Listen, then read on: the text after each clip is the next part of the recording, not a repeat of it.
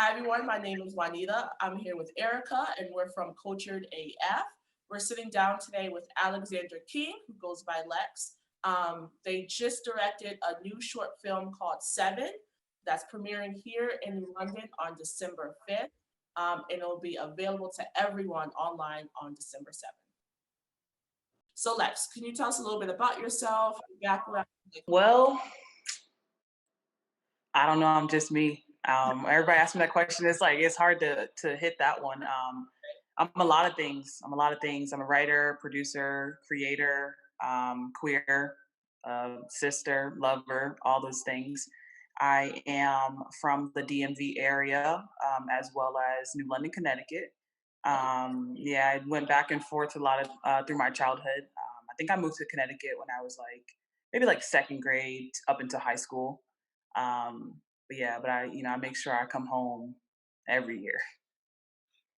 That's dope. I didn't realize you were from the area. Wow. Yeah, yep. I went to Edgerton, went to Benny Dover, Ledyard High. Yeah, Yeah, we were wondering what the New London connection was while you were debuting your film here. So that's cool. That's good to know. yeah. That's dope. I went to Benny Dover too. I feel a connection. Benny Dover was lit, man. Benny Dover, some good times. Wow, thank you for sharing. And as you said that you are many things, it makes me like wonder, like, when did you know you wanted to be a director? Like, what could you explain a little bit of that to us? I don't think it was like an exact moment where I just told myself like you are going to be a director. It was really more so me kind of taking that leap into my creativity and my introspection. And then from there it was like I'm a very specific person. Like I'm open to a lot of things, but I'm very, very specific about certain things. So I know I want things to look a certain way and to be shot a certain way. Therefore, I'm gonna have to direct it. And just me directing Query is kind of like I literally one day was like, damn, I just found my passion. So it came from a chance. It came from like me just taking a huge chance. Well, that's really powerful. I think that also like speaks a testimony to really trusting in yourself and really allowing to see what happens and what can come next. That's really Absolutely. So you mentioned Aquarius. Can you tell us a little bit about that and what was your inspiration behind the TV show? Yeah, so Aquarius was created based upon I want to say the lack of content, good quality content that actually representative as the queer community of color.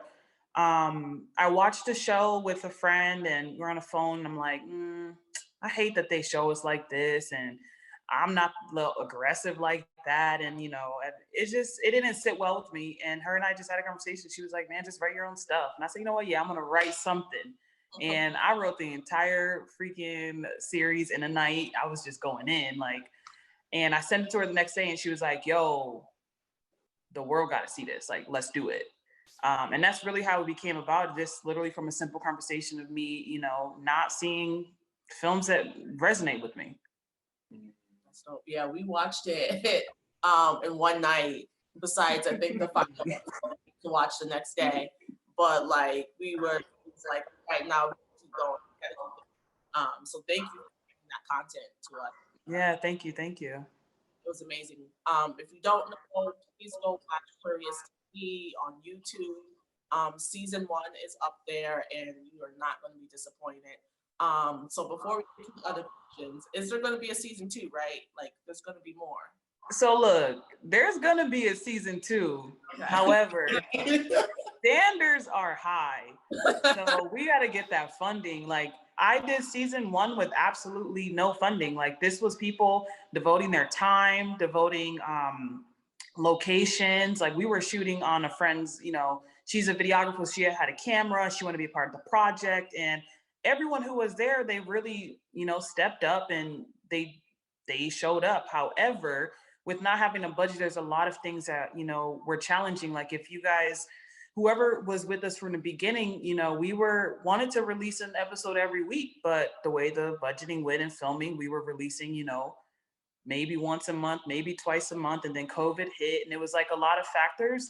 So if we have the right funding, yeah, I'll give you season 2, 3, 4, a movie. I'll do it all, but let's support this. Let's fund it. exactly. So my thing is, I don't feel comfortable even asking anyone to give me another season without me compensating them. They're artists, and that's how I make my living and how they make their living. And I personally, everybody has to get fed. We starved the first season, but everybody's gonna eat. And until we can do that, I'm gonna focus on the projects that I can't afford out of my pocket. Absolutely, I feel you on that. That's so dope. It makes me think of like when community comes together. Exactly. It's really beautiful and really powerful. And yeah, so like talking about the show, like, could you describe that feeling, that moment that you're like, oh, I will be filming, directing, and starring in a show that you're writing about? Like, yeah, because I didn't realize that obviously we watched the show and, we were emailing and I didn't see what you had looked like yet. So like we watched the show and I looked at your Instagram and I was like, oh, and she started in directing and like, that's her. Like, so, man, it wasn't something that I wanted to do. Like, I'm more of like the behind the scenes person. I'm that friend that sees the friend and take all the good pictures, but the friend that never has good pictures taken. That's me. So I can direct anything, right? But with Aquarius, I had an original cast and some things didn't work out with 2 of the original members. So we had to go in a different direction. And that's how Rex came in, who plays Bisa, who everyone loves and drools over.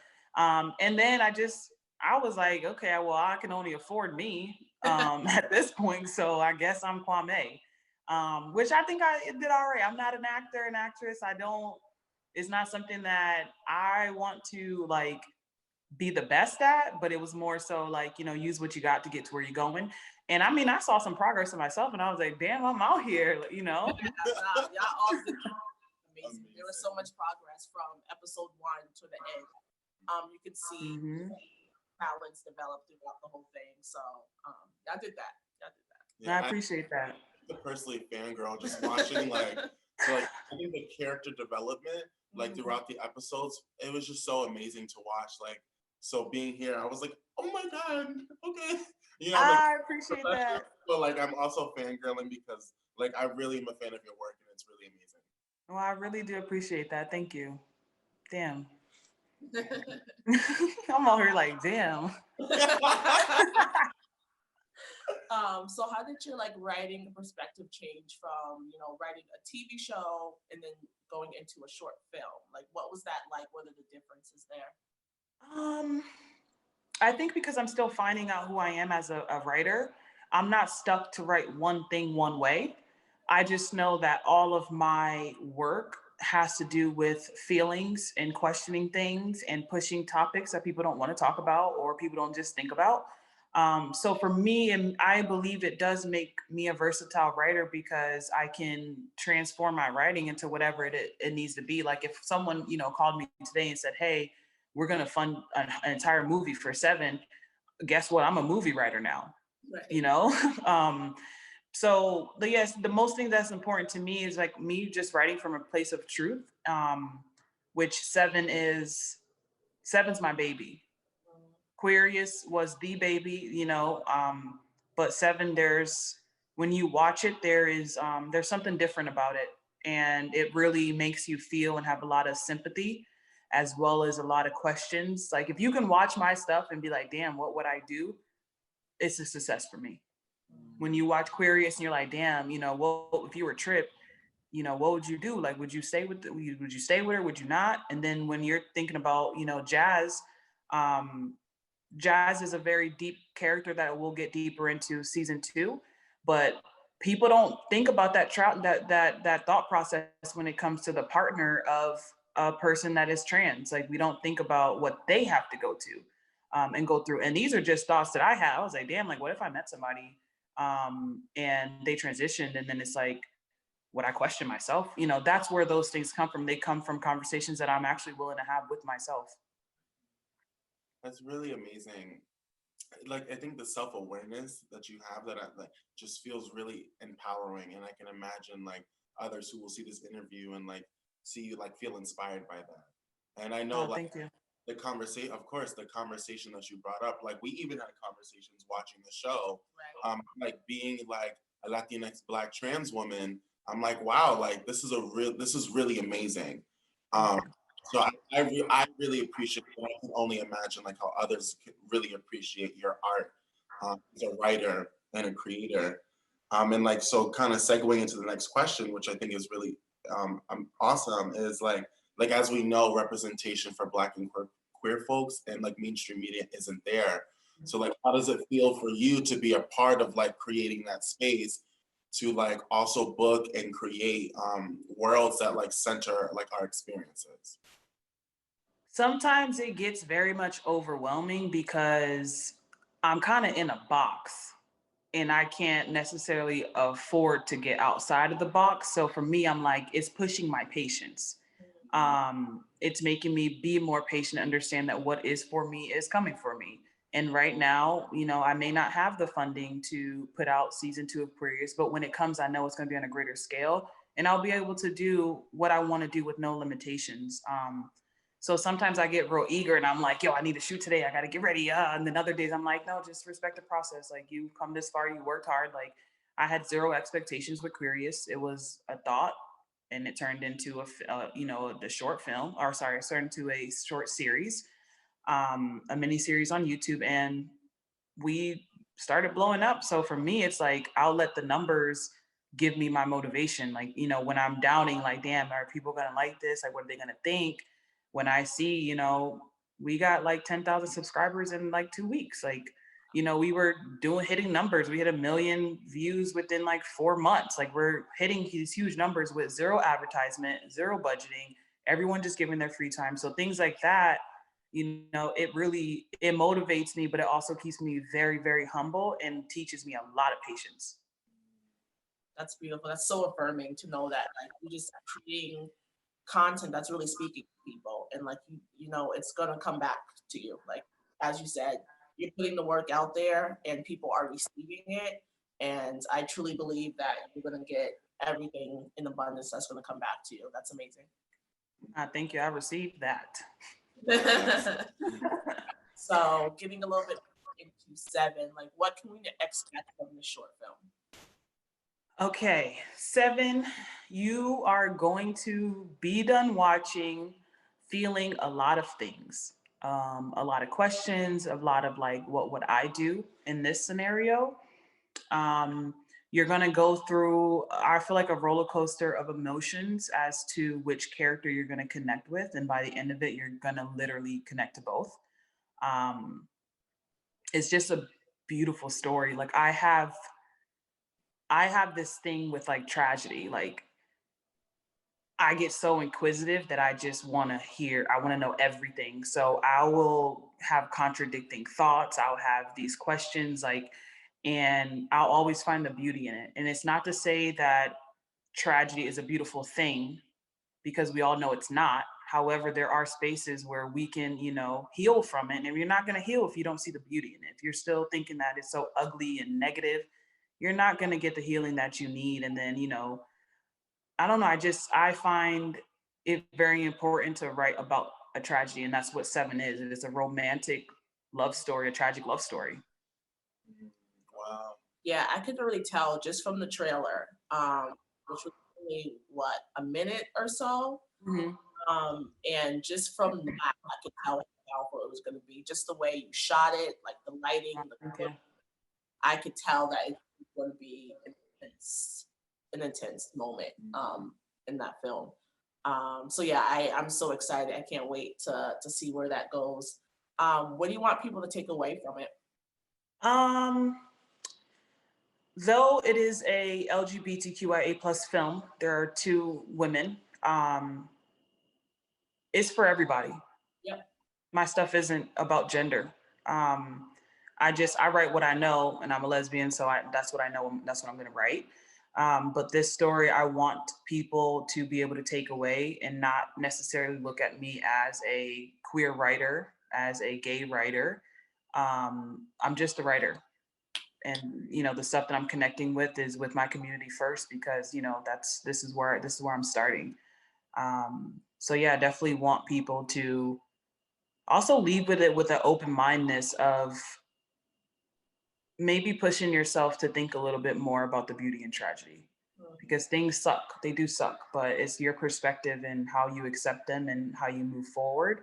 I think Seven does that. It makes you question a lot of things. Like I found myself watching it. I've watched the thing like 50 times already. And I'm still like, damn, what would I really do? Like, who I would play scenarios as if I was Sky and as if I was Seven, you know? So it's such a beautiful film. It's really beautiful, and I think also powerful to see like a creator like be so in touch with their art.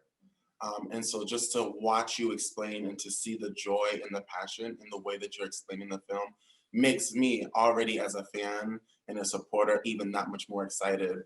And I think you do such a great way of really prompting folks to have those conversational pieces. Like thinking about Aquarius, I forget the character's name, but she did such a great way of in interesting situations being able to be like, but think about this. Right. This is how I see the world. Right. And like all how the characters around them were receptive to listening. And I think that's super powerful. And so I'm excited to see like how that plays into Seven and the ways that you're explaining it. And I love hearing your perspective of the world and the way that you're like saying, I'm not romanticizing tragedy, but look at it in this way. Right. Yeah, thank you for that. Other questions, Erycka?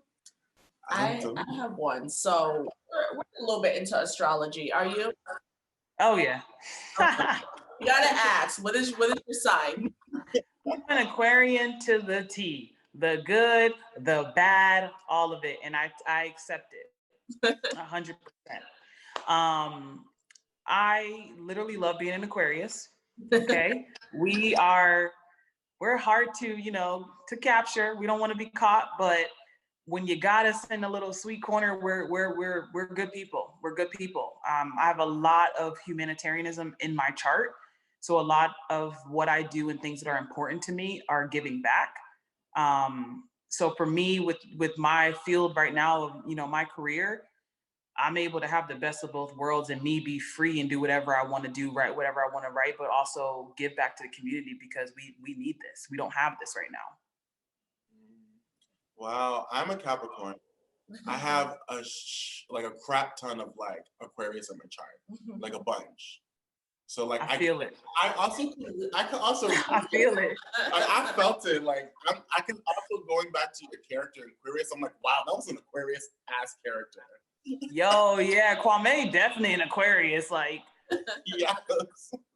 It's funny because all of the characters are either a thought that I've had personally or an experience or my growth. So for example, like Kwame was me in like college, freshman year, maybe, wild, crazy. I don't got feelings.